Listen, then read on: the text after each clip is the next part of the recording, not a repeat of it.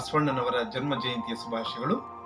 ಈ ಬಸವ ಜಯಂತಿ ನಿಮಿತ್ತ ನಾನು ಬರೆದಿರುವಂತಹ ಕವಿತೆಯೊಂದನ್ನು ತಮ್ಮ ಮುಂದೆ ವಾಚಿಸುವೆ. ನನ್ನ ಹೆಸರು ಡಾಕ್ಟರ್ ನೆಲ್ಲಿಕಟ್ಟೆಯ ಸಿದ್ದೇಶ್. ಕುವೆಂಪು ವಿಶ್ವವಿದ್ಯಾಲಯದಲ್ಲಿ ಸಹ ಪ್ರಾಧ್ಯಾಪಕನಾಗಿ ಮತ್ತು ಡಾಕ್ಟರ್ BR ಅಂಬೇಡ್ಕರ್ ಅಧ್ಯಯನ ಕೇಂದ್ರದ ನಿರ್ದೇಶಕನಾಗಿ ಕಾರ್ಯನಿರ್ವಹಿಸುತ್ತಿರುವೆ. ಕವಿತೆಯ ಶೀರ್ಷಿಕೆ ತಿಳಿಯಾಗಿಸು ಬಾ ಬಸವೇಶ. ಬೇರ್ಪಟ್ಟ ಕಾರ್ಕೋಟದ ಬದುಕು ಆಗಿದೆ ಜನತೆಗೆ ಮಹಾತೊಡಕು. ಬೇರ್ಪಟ್ಟವರಿಗೆ ಓಂಕಾರದ ಬೆಸುಗೆ ಹಾಕಿ, ಪಂಚಾಚಾರದ ಶಿವದಾರವ ಹಾಕಿ, ಕಾಯಕದೊಳಗೆ ಕೈಲಾಸ ತೋರಿಸಿ, ಸತ್ಯ ಶುದ್ಧತೆಯ ಉಡುಪು ತೊಡಿಸಿ, ನಿಯತ್ತಿನ ಬಾಳಿಗೆ ಬೆಳಕು ತೋರಿದ ಮಹಾ ಬೆಳಕಿನ ಬೆಳಕೆ ನೀ ಜ್ಞಾನಸೌಧ.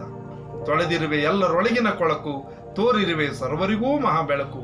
ಜಾತಿ ಜಾತಿಯ ಕಂದಕವ ಜಾಲಾಡಿಸಿ, ಆದರ್ಶ ಅನುಕರಣ ವಿವಾಹ ಕೂಡಿಸಿ, ಕರ್ಮಟರ ಕ್ರೂರತೆಯನ್ನು ಖಂಡಿಸಿ, ಜ್ಞಾನ ಅಂಕುಶವ ಅಹಮ್ಮಿಗೆ ತೊಡಿಸಿ, ಸಮ ಸಮಾಜದ ಪ್ರತಿಪಾದಕನೇ, ಆತ್ಮೋದ್ಧಾರದ ಹೆದ್ದಾರಿ ನಿರ್ಮಿಸಿದಾತನೇ, ಅಂತರಂಗ ಬಹಿರಂಗ ಶುದ್ಧಿಗೆ ಕೂಗಿ ಕರೆದವನೇ, ಇವ ನಮ್ಮವ ಇವ ನಮ್ಮವ ಇವ ನಮ್ಮವನೆಂದು ಸಾರಿದ ಧೀರನೇ, ಅರಿವು ಪರಮಾನಂದದ ಸೋಪಾನವಾಗಿಸಿ, ವ್ಯಕ್ತಿ ಶಕ್ತಿಯಾಗಿಸಿದ ಅರಿವನ್ನೇ ಗುರುವಾಗಿಸಿ, ಧರಣಿಯನ್ನು ಭರಣಿಯಾಗಿಸಿದ ಬಸವೇಶ. ಕರಗಿಸುವ ತುಂಬಿ ತುಳುಕುವ ಕಲ್ಮಶ, ತಲ್ಲಣಿಸುವ ತನುವಿಗೆ ತಂಪನ್ನೆರೆಬ, ತಲ್ಲಣಿಸುವ ಸಂಕಟವ ನಾಶಗೊಳಿಸುವ.